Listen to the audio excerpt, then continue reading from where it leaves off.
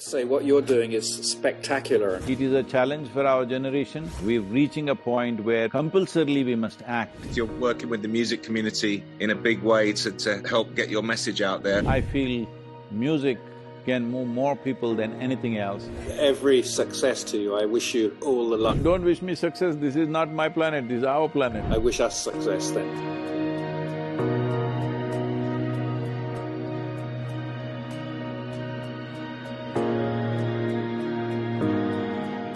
Namaskaram, good morning to you. Where are you all guys? London, is it? London here, London here. So good afternoon. Good afternoon. Nice meeting you, Mr. Heno, sir. Eno, how do I say that, Eno? Eno, yeah, that's right. Nice to meet you as well. Sadhguru, he asked me Hey Pete, question. How are you, man? Yeah, I'm good. Very good, nice to see you again. So, yeah, welcome both of you. I'm really looking forward to this conversation today. I think I sent Brian, a book of yours, the Inner Engineering book, during the pandemic, and he was quite taken by it. And Brian was the founder of Earth%, a charity providing a simple way for the music industry to support the most impactful organizations addressing the climate emergency. So I thought, obviously, you two should meet. Thank you. Good idea. It's a pleasure to meet you, sir. Yeah, I saw your very nice film today, the Save the Soil film. Oh, okay. Well done on that project. That looks really good, and I can't wait to see more films of you on a motorbike. Well, I have to say, what you're doing is spectacular enough to get some kind of attention, I think, and I really hope it does get a lot of attention. It'll get attention. The thing is, we have written a policy document. One is a general document, another thing is for every country, 192 countries, we have written a policy document as to how, depending on the latitudinal position, the soil type and climatic conditions and economic conditions of a given nation, and also agricultural traditions, because you can't change agricultural traditions overnight, even if everything else is right. So, taking this into consideration, specific documents for every nation we have done. It's taken a lot of work for our scientific group, and fortunately, the UN scientists have been working with us, both from the World Food Program, UNCCD, and also senior scientists from FAO have been working with us.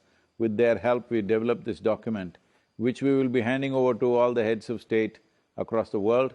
And we've also written to 730 political parties in the world, saying that we will move 3 to 3.5 billion people, or maybe up to 4 billion people, and they must be ready that in their election manifestos, in their party manifestos, they have to include soil and ecology as an important part of their agendas. The time has come for that. Yes, of course. What are the simple action points that you ask a government? What are the first things a government can do, or you'll be looking for them to do? See, right now already, fortunately, UK government has acted about a month ago that they're giving some kind of subsidy for cover crops during winter, which will do wonders for the soil. Cover crops were natural part of agriculture in the world, in most parts of the world. In tropical climates, in summer we had cover crops.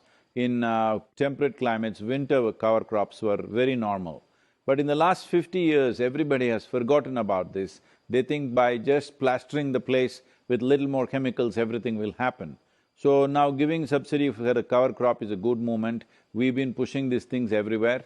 And also United States just about 15 days ago announced $1 billion for encouraging cover crops. $1 billion is not enough for the United States, but at least they've started. They will begin to understand that a cover crop is a vital thing, that you plow the land and leave it open to the thing. This is damaging the bioactivity within the soil, the organic content that is there, which matures with the microbial activity, is being seriously damaged because the machines are plowing anywhere between 12 to 14 inches these days, and you leave the soil open, and most of the life, I would say 87% of the life on this planet is a reflection or a consequence of what is there in the first 12 to 15 inches of soil, the microbial life.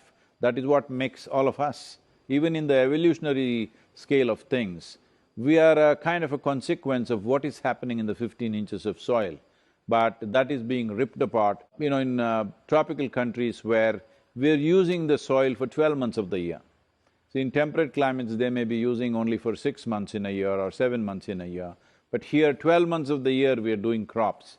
Here, we are talking about giving subsidies for resting and recouping the land. Let's say somebody has 100 acres, 50 acres if you give subsidy this year, these 50 acres in a tropical climate, you can do 6 crops in the year without taking the yield, just plowing it back, or just putting it back, and it builds humus into such a way, within 1 year's time, with 6 crops in 12 months' time, we can put back at least 3 to 4% of organic content. For example, in India, I'm saying, the organic content in Indian soil, 62% of the soil has only less than 0.5%. This is on the verge of becoming a desert. Most of the European nations, southern European nations have just 1.2%. Northern Europe has around 2%, 2.1% like this on an average. In a temperate climate, 1% is considered desertification because temperate climate doesn't have the same amount of biological activity as tropical soils have. So the standards are different, but everywhere it's the same problem. The story is same, it may be finding different versions in different places. Have you been talking to farmers very much as well? With the Kaveri basin, that's a river basin in southern India, here we are doing an active project for last 24 hours where we have converted hundreds of thousands of farmers into tree-based agriculture. But in the global scape, we are only aiming at policy change. Why policy change is important is, see for example, the newer parts of London city or around, let's say in UK itself, now there is a law, if you have 10,000 square feet of land in the city, you cannot build 10,000 square feet of building. You're allowed to build maybe 7,000 and remaining some space for yourself, your neighbor is a must. But if you go to the old parts of the city, they're built in such a way, there is no concept of a window because houses are just right next to each other. When did this happen? This happened when there were no laws about how to construct your homes or your buildings. So similarly, in agricultural lands, what's happened now is anywhere in the world, unfortunately there are no laws. If you have 10 acres of land, you can plow every inch of it. In 10-15 years' time, you can make a desert out of it. There is no law to tell you you cannot do this. But we need to understand soil is not our property. Soil is a legacy that's come to us. In its living condition, it must go to the next generation, this is most important. Today, every study shows that we are actually eating up the soil of the unborn child. Not even the population that's here, we are eating up the soil that belongs to a future generation that is yet to be. In my opinion, this seems like a crime that we are committing, a serious crime we are committing against humanity, because every responsible scientist is pointing out by 2045, we'll be producing 40% less food and our populations will be over 9 billion. That's not a world you want to live in. That's not a world where you want to leave your children and go. Yes. Yes, well, you're making a very good case for this. I'm impressed by the figures that you have at your fingertips. But I think one of the interesting things is that certainly in Europe, I don't know about the rest of the world, but in Europe there is a movement now among farmers to rethink the way that they're looking at their land, because they're getting fed up of just putting more and more fertilizer on every year. In fact, they can't make a living because they have to spend so much money on fertilizers. So there's now a rethinking going on, and part of that rethinking is to do with no-till agriculture, so that we're not digging up and exposing the earth every year. Yes. And in fact, not only is there a movement among farmers, but among some consumers anyway, there's also a sort of feeling of we have some responsibility for it. You know, if we buy cheaply produced food, namely food that is produced unsustainably, then we're partly responsible for what happens to the soil. You know, it's not something we can look away from. So there is some sort of a beginning of a Mhm. revolution in that, I think. It definitely is happening, especially in Europe, it's definitely happening. Not much in Asia, it is happening here also in a very small way, not significant enough. In United States, it's not at all happening.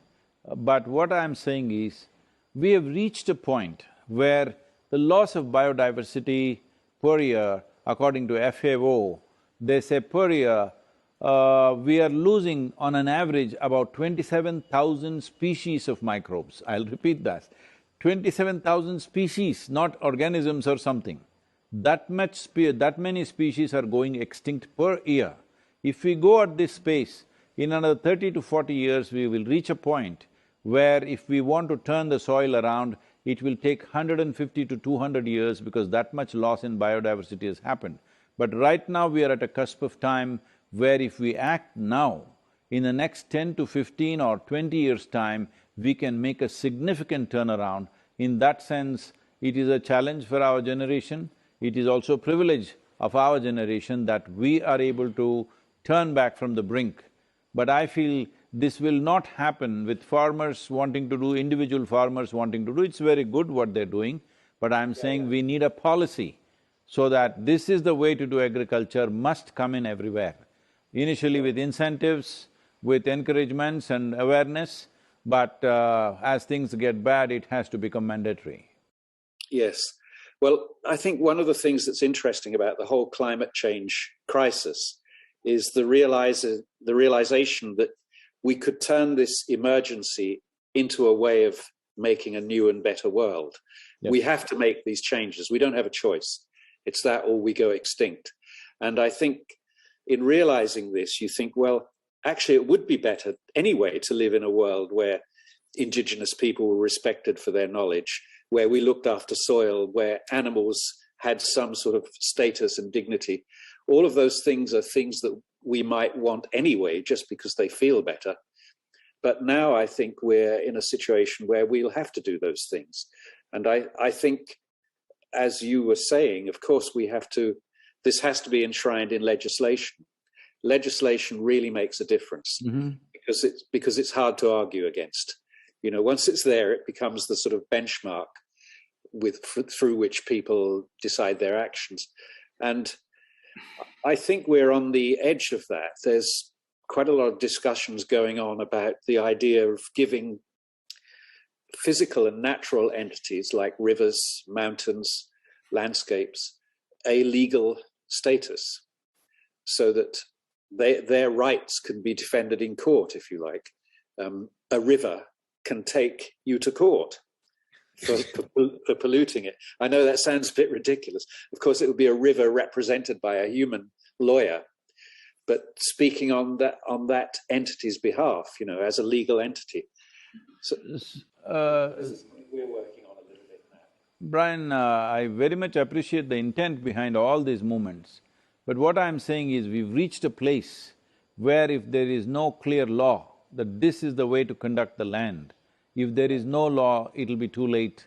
There should be no room for a case because this is the way to manage a river, this is the way to manage the soil, this has to become a law. And like in a city, how you build your home, there is a law. There has to be a law how we do farming. Otherwise, the time for this raising the, farmers' consciousness and then turning it around, there is no such luxury time anymore. We're reaching a point where we need to act compulsorily we must act. Well, we cannot enforce everything, so it has to be worked with incentives or, some punitive action. Both will be needed, otherwise we can't turn around the agricultural lands in the world. See, people do not know this, everybody always try to hit the industry and urbanization. Yes, they also cause their damage, I'm not saying no, I'm not saying it's not significant. But 90% of the deforestation has happened because of agriculture, not because of industry, not because of urbanization. Yeah, that's true, yes. My feeling is that, of course, everything you just said is true, but also it's just good sense to try to bring as much of the population with you as you can, so that the pressure comes not only from legislation downwards, but from farmers upwards, from people upwards, saying we want to change. because politicians are incredibly reluctant to make any kind of change if there's any risk involved. So they have to be told the risk is not to make the change. In a democratic nation, the only currency that flies is numbers. This is why we are trying to move 3.5 to 4 billion people. This is 60% of the world's electorate. 5.26 billion people have franchise in the world. If we move over 3.5 billion people, it's over 60%. When 60% of the population speaks, believe me, every political leader will be on it like he's an environmental supercharged man or woman, you know. Yeah, yes. Well, I agree. I hope so. Sadhguru, I know you want to. I know Isha and yourself, you're working with the music community in a big way to help get your message out there. Me and Brian's got great experience, obviously, of the role of kind of art and culture and music getting involved in getting the message out. How can we help? See, music influencers are probably among the biggest influencers in the world. But compared to cinema, sport, I feel music can move more people than anything else. Right now, we are trying to make some music. Some musicians particularly from the African American community in United States are supporting us big time. In India, all the musicians are supporting us. We would like to get the English and the European musicians going, because if they give out a word or if they even do a small jig for Save Soil, the idea is, see, we are not asking people to support us, they don't have to support me. What they have to do is, from March 21st, 100 days when this ride is on, this 30,000 kilometers I am doing in approximately 100 days' time, these 100 days, the whole world should talk about soil. We have certain arrangement with the social media platforms, they will aggregate all these numbers, at the end of it they'll say, this many people have spoken about soil. So I'm saying, if music influencers speak out and say to all their fans, say something about soil, every day, for 1 minute, say something about soil. So if you don't know anything, just say, save soil, all right, let us make it happen, something. Our website is providing a whole array of information for people to pick it up and say whatever they want to say. They don't have to acknowledge us, they don't have to acknowledge my movement, what I'm doing, this is not necessary. They speak, but all of us speak in a concerted way at a given time, that is, in these 100 days, if everybody speaks, then we definitely can. Now, I've been speaking to the CARICOM, which is the Caribbean nations, there's an organization there. Yesterday I spoke to them. 11 of these nations are actually signing up for with signing up an MOU for the Save Soil movement and the document that we are giving them. So similar things we want to do with all small nations. Big nations will have their own policies and stuff. We don't want to dictate any terms to anybody. All we are saying is, do whatever kind of farming you want to do. Only thing is, you have to ensure a minimum of 3 to 6% organic content is there in the soil, because this is our responsibility for all the life and the future generations of human beings. Yeah. And do you have… I'm just thinking about musicians, the musicians that I know, for example. What would be really nice is for them to have a straightforward package that they can address. Some people are going to want to get into this in depth, good. Some people aren't going to, they're going to want to just have the… The simplest thing they can do is, if today everybody is doing selfie shoots and whatever, they can hold their own phone in front of them and shoot themselves and say something about supporting Save Soil movement and how everybody should talk about it for 100 days to make this… to change the narrative on the planet. See, soil is not just another material, it's life-making stuff. We are made out of it. The question is only this, will we get it now or will we get it when somebody buries us down in the soil? When will we get it? So if the musicians say in their own words, save soil, let us make it happen, conscious planet, soil, our very body, whatever they want to say. But we are using a few terms so that it can be easily aggregated. If the save soil word is there, we'll aggregate it in the social media and bring it up to the government. See, this many people in your country want this to happen, will you really ignore this point? So, If they can make some, like some musicians are making their own songs and releasing it, that is fine with us, that's great actually.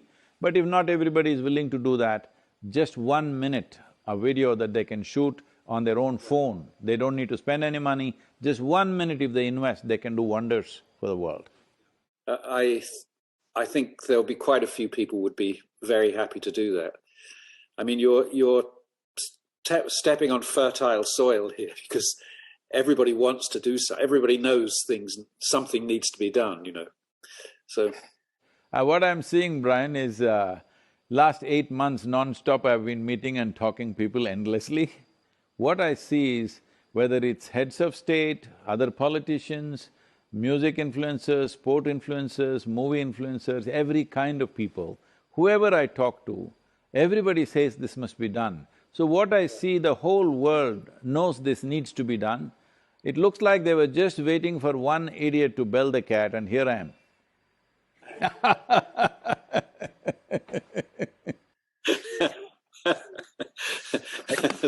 Well done, yeah, good. I'm 65 and I'm doing 30,000 kilometers. Hope I survive this ride.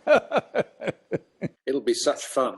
The thing is, I'm getting the, Northern European winter. Maybe I hope the roads are not icy. On a motorcycle, it's not a great thing to do. Then in the month of May, I'm in the Saudi desert, where temperatures are 38 to 40 degrees. And then I'm going straight into the Indian monsoon. In the middle of the monsoon, I'm entering India. Absolutely. Okay, well, every success to you. I wish you… No, don't wish me success. This is not my planet, this is our planet. Okay, I wish us success then. Let's make it happen, Brian. Yeah. Pete, Absolutely. thank you very much. Thank you. Namaskar. Pete, wonderful seeing you again, man. Thank you, Sadhguru. I'll see you in London. Yep, we will. Thank you.